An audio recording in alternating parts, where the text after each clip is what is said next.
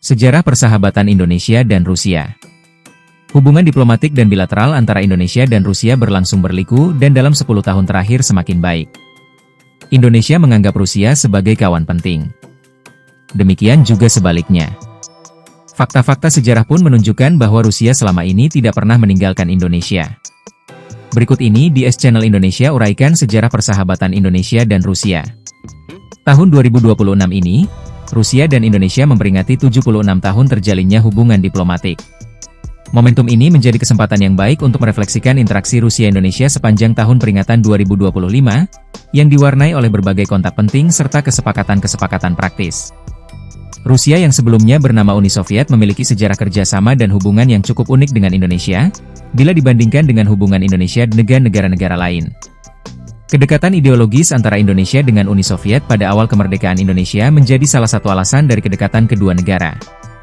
Bahkan setelah Uni Soviet runtuh dan berganti menjadi Federasi Rusia seperti sekarang, hubungan bilateral kedua negara masih cukup baik seperti pada masa awal kemerdekaan Indonesia, namun hubungan kedua negara masih sempit. Nama Indonesia sudah dikenal di Uni Soviet lama sebelum Indonesia merdeka. Dalam buku karangan Alexander Gruber yang ditulis pada 1933, nama Indonesia sudah tercantum. Saat itu, Indonesia sebenarnya masih disebut Hindia Belanda. Namun Uni Soviet memilih menyebut negara ini sesuai dengan sebutan yang digunakan oleh para pejuang Indonesia. Selama perjuangan Indonesia untuk merdeka, Uni Soviet menjadi salah satu pihak yang paling mendukung. Pada tahun 1946, mereka mengangkat masalah Indonesia di Dewan Keamanan PBB dan mengecam agresi militer Belanda. Presiden Soekarno menyambut baik dukungan ini dan berkomitmen untuk menjalin hubungan dengan Uni Soviet. Pada 1948, Uni Soviet berupaya membuka hubungan diplomatik dengan pemerintah Republik Indonesia. Bahkan, perwakilan Indonesia dan Uni Soviet pernah menandatangani kesepakatan di Praha, Ceko. Namun, kesepakatan tersebut dibatalkan karena Indonesia mendapat tekanan kuat dari Belanda. Pada akhir 1950-an, Indonesia hendak memodernisasi angkatan bersenjatanya. Saat itu, angkatan bersenjata Indonesia hanya memiliki sisa persenjataan dari Perang Dunia Kedua. Baik dari segi kuantitas maupun kualitas, kekuatan persenjataan Indonesia tidak memenuhi persyaratan untuk melindungi ribuan pulau yang tersebar di seluruh wilayah Indonesia. Saat itu, Kepala Staf Angkatan Darat Jenderal A.H. Nasution berkunjung ke Amerika Serikat dengan membawa proposal agar mendapat bantuan untuk mereformasi Angkatan Bersenjata Indonesia. Namun, Amerika Serikat menolak proposal tersebut dengan alasan Indonesia masih memiliki konflik yang belum terselesaikan dengan Belanda, yakni terkait masalah Irian Barat. Amerika Serikat menolak memberi bantuan persenjataan bagi Indonesia karena khawatir senjata tersebut akan digunakan untuk berperang melawan sekutu Amerika di NATO, yaitu Belanda. Ditolak Amerika Serikat, Indonesia kemudian berpaling ke Uni Soviet. Ternyata, Indonesia tidak hanya mendapatkan apa yang dibutuhkan, tetapi dengan dukungan Uni Soviet, Indonesia mampu mengembangkan teknologi dan pengetahuannya di bidang militer. Uni Soviet memasok banyak peralatan militer pada Indonesia, mulai dari tank, kapal perang, dan berbagai jenis pesawat tempur. Tentu saja semua itu tidak gratis. Pemberian tersebut merupakan bagian dari kredit sebesar $1 miliar Amerika. Namun, Indonesia telah membayar lunas semuanya pinjaman tersebut pada pertengahan 1990-an. Selain memasok peralatan militer, Uni Soviet juga memberikan pelatihan teknis untuk para tentara Indonesia di Akademi Militer di Moskow, Sankt Petersburg, Sevastopol, dan Vladivostok. Rusia juga mengirim 1.000 instruktur ke berbagai daerah di Indonesia, seperti Jakarta, Surabaya, Bandung, dan Madiun untuk melatih tentara Indonesia. Rusia sadar bahwa sebagai negara baru, militer Indonesia memiliki pengalaman yang sangat terbatas, terutama terkait pengalaman teknis. Belanda tidak mewariskan budaya yang berkaitan kemampuan teknis pada rakyat Indonesia. Padahal, perlu beberapa generasi agar Indonesia dapat benar-benar menguasai hal tersebut.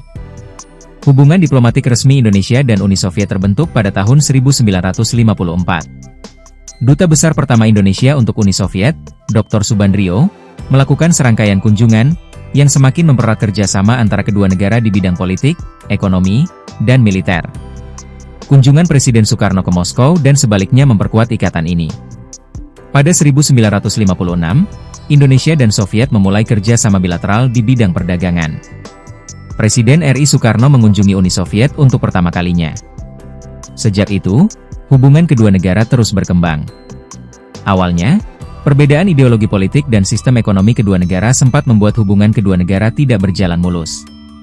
Namun, perbedaan tersebut tidak menjadi halangan untuk memperkuat hubungan bilateral mereka. Kunjungan pemimpin kedua negara membawa hasil kerja sama signifikan di berbagai bidang. Indonesia mendapatkan bantuan dari Uni Soviet untuk membangun infrastruktur, termasuk Stadion Gelora Bung Karno. Selain itu, Uni Soviet memberikan bantuan militer, menjadikan Indonesia sebagai kekuatan militer yang diperhitungkan di Asia Tenggara. Pada 12 April 1961, Soekarno kembali berkunjung ke Soviet. Meski kunjungan Soekarno ke Uni Soviet kala itu merupakan kunjungan yang bersifat simbolis, beberapa pakar berpendapat pemerintah Uni Soviet kala itu telah berharap Indonesia dapat menjadi sekutu, baik secara militer maupun ideologi. Kunjungan pada tahun 1961 tersebut semakin mengukuhkan kemesraan hubungan Uni Soviet dengan Indonesia. Tragedi 1965 di Indonesia menjadi pemicu membekunya hubungan Indonesia dan Rusia pada masa Orde Baru. Pemerintah Indonesia yang pada saat itu lebih pro ke Barat. Indonesia pada masa Orde Baru lebih mementingkan perkembangan dan pencapaian ekonomi sehingga lebih memilih untuk pro ke negara Barat yang dapat memberikan solusi bagi pembangunan di Indonesia. Keputusan inilah yang membuat Uni Soviet yang anti-Barat menjaga jarak dalam hubungannya dengan Indonesia.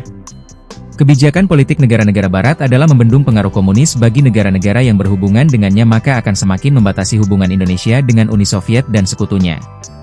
Membaiknya hubungan Indonesia dan Uni Soviet terjadi ketika pada 1989. Presiden Soeharto mengunjungi Uni Soviet yang dipimpin oleh Mikhail Gorbachev. Dalam kunjungan ke Uni Soviet tersebut, pemimpin kedua negara menandatangani pernyataan persahabatan dan kerjasama bilateral. Keutuhan Uni Soviet dan berakhirnya Perang Dingin mempengaruhi perubahan peta politik internasional dan begitu juga dengan hubungan Indonesia dan Rusia. Indonesia mengakui Federasi Rusia sebagai negara penerus Uni Soviet pada tanggal 28 Desember 1991. Peristiwa tersebut semakin menandai bahwa hubungan antara Rusia dan Indonesia semakin membaik setelah lama membeku. Tidak ada fakta yang jelas dan mendetail mengenai hubungan Indonesia dan Rusia pada masa kepemimpinan Presiden Soeharto karena kebijakan kedua negara yang membatasi hubungan luar negerinya yang disebabkan perbedaan ideologi. Putri Soekarno, Megawati Soekarno Putri naik menjadi Presiden Republik Indonesia menggantikan Abdurrahman Wahid di tahun 2001. Kemudian adanya kunjungan resmi dari Menteri Luar Negeri, Menlu, Indonesia pada masa itu ke Rusia dan melakukan pembicaraan dengan Menteri Luar Negeri Rusia pada tanggal 27 September 2002 merupakan momentum yang melahirkan komitmen baru kedua negara untuk memasuki tahapan hubungan kerjasama yang lebih tinggi. Peristiwa ini mempunyai arti penting mengingat kunjungan pertama setelah 13 tahun pasca runtuhnya Uni Soviet. Pasca reformasi 1998, hubungan Indonesia dan Rusia memasuki babak baru. Pertemuan antara Presiden Megawati dan Presiden Putin menghasilkan kesepakatan penting, termasuk pembelian pesawat tempur. Hingga saat ini, perdagangan antara kedua negara terus berkembang, dengan Rusia menjadi salah satu investor di Indonesia. Runtuhnya Uni Soviet dan berakhirnya era Perang Dingin ikut mempengaruhi hubungan kedua negara. Pada bulan April 2003 diadakan kunjungan resmi Presiden Megawati Soekarno Putri ke Rusia. Dalam kesempatan tersebut kedua kepala negara menandatangani deklarasi mengenai dasar hubungan persahabatan dan kemitraan di antara Rusia dan Indonesia. Di Rusia, Megawati dan Presiden Rusia, Vladimir Putin menyepakati dilakukannya kerja sama teknik militer yang lebih erat di masa depan. Kini, 65 tahun telah berlalu sejak pertama kali dibukanya pintu kerjasama antara kedua negara. Hari ini semakin banyak warga negara Indonesia yang belajar di universitas-universitas di Rusia. Begitu pula sebaliknya. Hubungan baik yang telah terbina ini menunjukkan bahwa sebenarnya Indonesia menjadi salah satu fokus perhatian Rusia. Perjalanan hubungan Indonesia dan Rusia merupakan perjalanan yang kaya akan dinamika. Dari dukungan terhadap kemerdekaan Indonesia hingga kerjasama ekonomi saat ini, kedua negara telah membangun fondasi persahabatan yang kuat. Di masa depan, sangatlah penting bagi Indonesia untuk mencari format baru dalam hubungan internasional. Dalam kaitannya dengan kerja sama Rusia dan Indonesia, hubungan kedua negara harus berkembang ke level yang lebih tinggi, tidak hanya terbatas pada hubungan antar pemerintah, tetapi juga pada tataran hubungan masyarakat sipil. Rusia dan Indonesia memiliki pandangan yang sejalan terkait Palestina, yakni mendukung penuh kemerdekaan Palestina berdasarkan solusi dua negara atau two-state solution, sesuai resolusi PBB. Keduanya mengecam pendudukan ilegal Israel, menekankan perlindungan warga sipil di Gaza, serta mengakui Palestina sebagai negara merdeka. Presiden Rusia Vladimir Putin menyatakan keprihatinannya atas meningkatnya ketegangan di Timur Tengah, dan menekankan perlunya memperbaiki ketidakadilan historis terhadap rakyat Palestina. Presiden Rusia itu Menegaskan kembali posisi berprinsip Moskow mengenai solusi dua negara, dengan menekankan bahwa penyelesaian harus dicapai berdasarkan landasan hukum internasional yang diakui secara umum, yang secara langsung mengatur pembentukan negara Palestina merdeka yang dapat hidup berdampingan secara damai dengan Israel. Hal ini sejalan dengan sikap Indonesia atas Palestina. Seperti yang diungkapkan oleh Soekarno, meskipun jarak memisahkan Jakarta dan Moskow, cita-cita bersama menjadikan keduanya dekat. Terima kasih telah menonton. Ura.